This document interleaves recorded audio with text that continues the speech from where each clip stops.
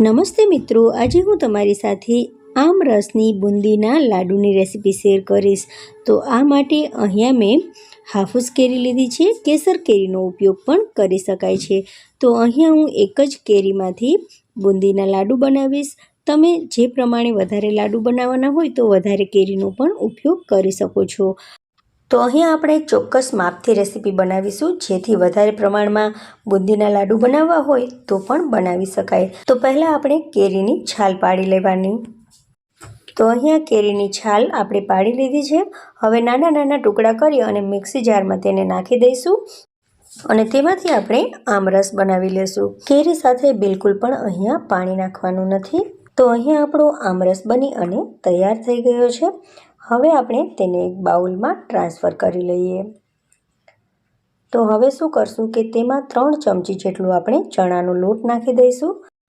અહીંયા જે આપણે ચણાનો લોટ એટલે કે બેસન લઈએ તે ચાળીને લેવાનો છે, જેથી લમ્સ રહે નહીં, ગાંઠા રહે નહીં।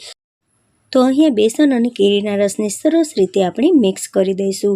તો અહીંયા બંને વસ્તુઓ બહુ સરસ રીતે મિક્સ થઈ ગઈ છે।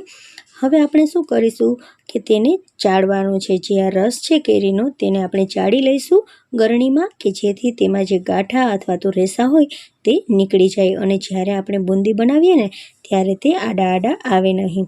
તો હવે આ રીતે આપણે એક ગરણી લઈશું અને તેમાં આ કેરીના રસ અને બેસનને સરસ રીતે ચાળી લઈશું, જેથી તેમાં ગાંઠા કે પછી રેસા હોય તો તે નીકળી જાય। તો અહીંયા આપણો જે કેરીનો રસ છે તે સરસ મજાનો ચડાઈ ગયો છે। ગરણીમાંથી આપણે તેને કાઢી લીધો છે।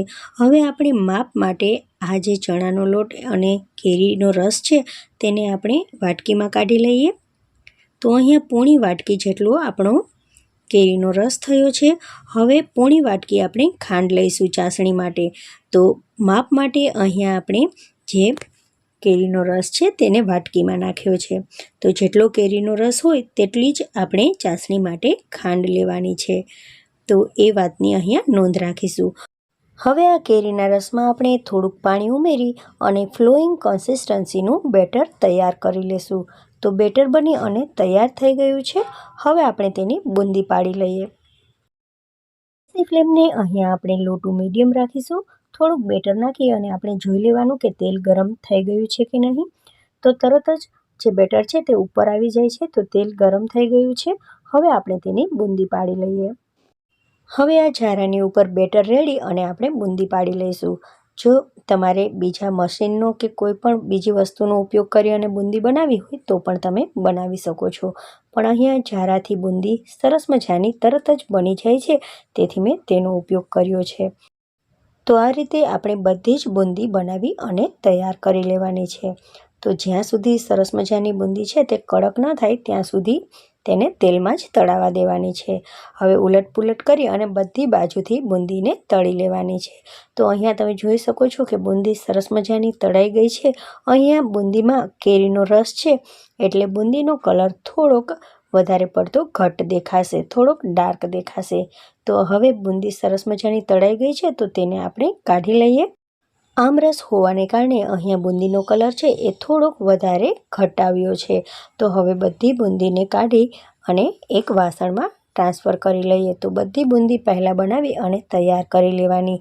હવે આપણે ચાસણી બનાવીશું। તો આ માટે પોણી વાટકી જેટલી ખાંડ લીધી છે।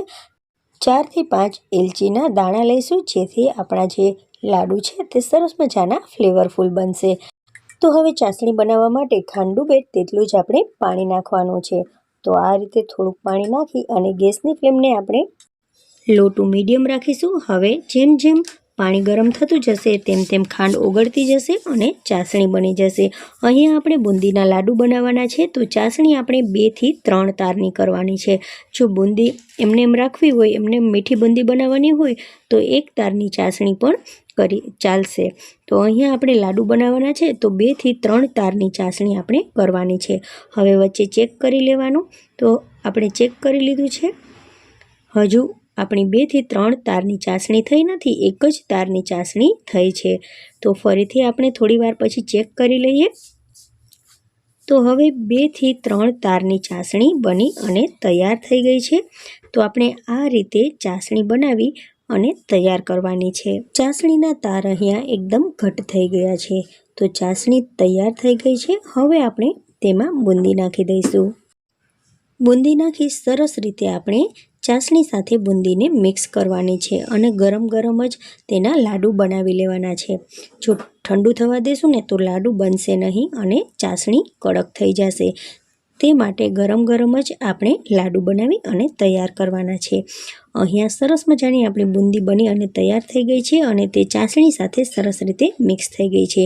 થોડી વારમાં બધી જ ચાસણી છે તે બુંદીમાં એબ્સોર્બ થઈ જશે। હવે બુંદીનો થોડોક પોર્શન લઈ અને આપણે આ રીતે લાડુ બનાવી લેવાના છે।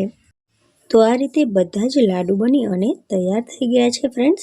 તો અહીંયા ટોટલ 6 લાડુ બન્યા છે। મિત્રો, એકદમ ટેસ્ટી આમરસના રસમાંથી બનાવેલી બુંદીના લાડુની રેસીપી એકવાર જરૂરથી ટ્રાય કરજો। તમને આ રેસીપી જો ગમે તો તમે મારા વિડીયોને લાઇક કરજો, મારી ચેનલને સબસ્ક્રાઈબ કરજો અને બેલ આઇકોનને પ્રેસ કરજો, જેથી મારી નવી રેસીપીઓના વિડીયો તમને સૌથી પહેલાં મળતા રહે। Thank you for watching.